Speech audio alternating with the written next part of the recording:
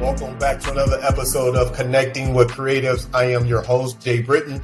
And today's special. Today is very, very special because I'm going to give you guys a little insight of what I do on a day-to-day basis, right? From a recruiting lens, right? And I'll also give you guys some insight of what some hiring managers look for in candidates, right? Whether you're trying to get into the industry for the first time or if you've been in the industry for a while and you want to level up or you want to change, listen to this episode. Okay, make sure you guys like, subscribe, comment below, and let me know what you thought. But let's get into it. What is the creative space? All right, let's go down the bucket list. It's UX, UI. It is graphic design, copywriting, project management, digital marketing, and brand marketing. I know that was a lot. In a later episode, I will break down those categories because they have subcategories and subcategories. It can go on and on. But I want to get straight to the point today to give you guys some real tangible advice and what I see on a day-to-day basis. So the first things first, if you're looking for the first time, or like I said before, you've been in the industry for a while, the first thing you guys need to do is research. Research the role that you want, right? The job description, research the market, research the company, do your due diligence, right? The second thing I would say, after you've done that research and you found a job or industry that you want to transition into or get into for the first time, you need to update your resume. Yep. Make sure that the punctuation, the grammar is correct. Make sure that the hyperlink that you have in your resume is working and updated. The third thing I would say is after you've done the research, updated your resume, I would say update your portfolio. And if you have work samples, make sure that it's up to date. And what we look for in your work sample and your portfolio is cleanness. Make sure that it's organized, grammar, punctuation.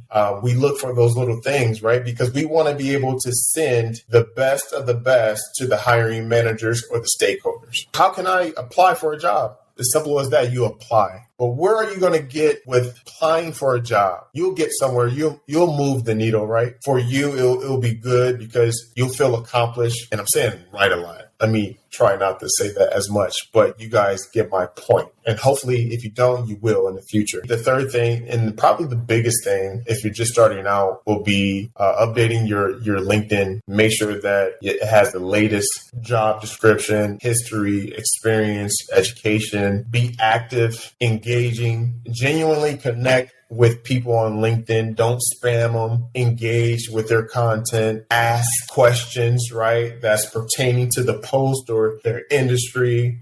Be a sponge. And then the thing that, is probably, if you guys are on this video or on this episode that you guys don't know, is this is a cheat code. And I'll say this for any industry. I would say from my lens, the cheat code would be going directly to the niche. If you guys are in tech, go to a tech, agency for placement to help you get your next role or get in the door of a company that you're going after. But in this case, in this episode, we're talking about creatives. Focus on that. That's a cheat code and that's underutilized. Take it from me. I see this stuff on a day-to-day basis. And the reason why it's helpful is because we on the recruiting side have direct, at times, connection, communication, and relationship with hiring managers from previous placements or previous business that we've done with them. So we know the inside of the market, their needs, what they want, and we help fulfill their roles that they're trying to fill with candidates. And then also we can give you guys feedback on, and kind of coach you guys along the journey because it's not necessarily going to be easy and a cakewalk. It'll be a roller coaster to keep it, real with you guys. But however, the underutilized thing that I'm seeing across the board is people don't know that recruiting firms that are niche are in existence. If you're watching this on YouTube or you're listening to this, make sure that you guys send this to your family member, your coworker, or your friend that needs to know this, right? This is tangible stuff that you guys can take advantage of. Here's the top 3 things, and I'm going to say they're equal as far as their importance. I'm going to say experience. When we're looking for a candidate, a hiring manager can say, hey, Jay, we need someone with 5 to 8 years. They need to know this technical software, and they need to be able to show us with work samples or portfolio. That's why I said before, it's important to have those things updated organized, clean, and straight to the point. And then we can go back and say, hey, Jim or Jill has this experience. Their portfolio looks amazing. And then where we help those candidates, those prospects, is we can, kind of communicate to them what the job description is and kind of be the liaison, if you will, for both sides, right? Because we send it from the client's perspective and we're seeing it from the candidate's perspective too. So we have the scoop, if you will, we're the middleman. And then, like I said, I'll comment on the portfolio again, make sure it's organized. I can't tell you how many times that I've seen some really good portfolios and they were clean, straight to the point. And those were more successful versus the ones that, the links aren't working, the jobs you worked on before. The background was, in my opinion, on some of those were too busy. So I would say clean, concise, and straight to the point. And then let me throw this in there too. If you're an artist, you're a creative, you might work for a big company and they require you to be, clean, concise, straight to the point. You might want to express yourself differently. I would say this is a bonus. Have a personal portfolio to where you can express yourself however you want to. And let's keep it moving. This is probably the most underutilized trait that you need to have, right? And it's soft skills. There have been times, let me tell you, times to where I've seen candidates, they look great. They work with the biggest companies, but it doesn't translate over into the real world or working environment.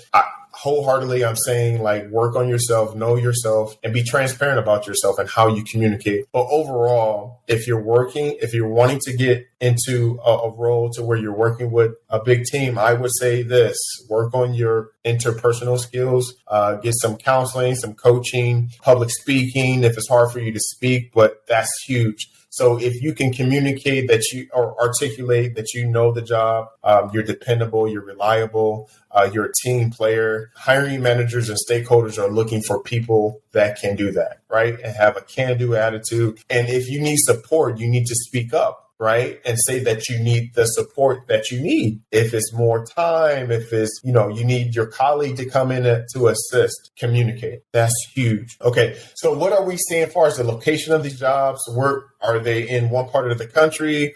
They're everywhere. And the reason why I say they're everywhere, because I would say around 80% of the jobs that we're seeing now, because of, COVID has changed the game.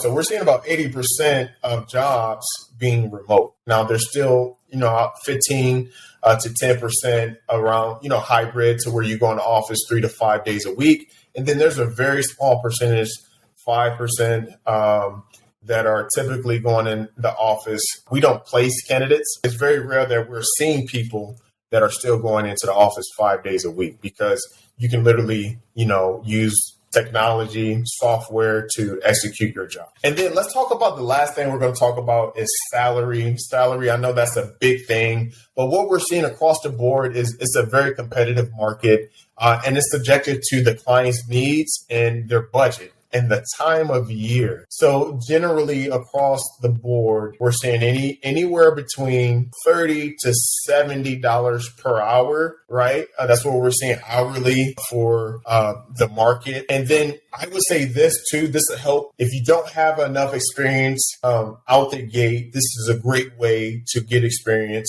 is be open to contract. What is contract work? You might be on an assignment, say you're a graphic designer, you might be on assignment for 3 to 6 months. That's common. And you gain that experience, you gain that job history, that employment history. You're going to be more prone to be put, and assuming that you communicate well, you can execute on the job, and they're satisfied with, your delivery. Sometimes those contracts get extended, 6 to 12 months at a time, right? Just depend on the need of the client. And then also what we see too is contract to permanent position, which means you can work from a job 2 to 3 months. And then after they evaluate the stakeholders and the hiring team, they say, hey, this person is really working well with us.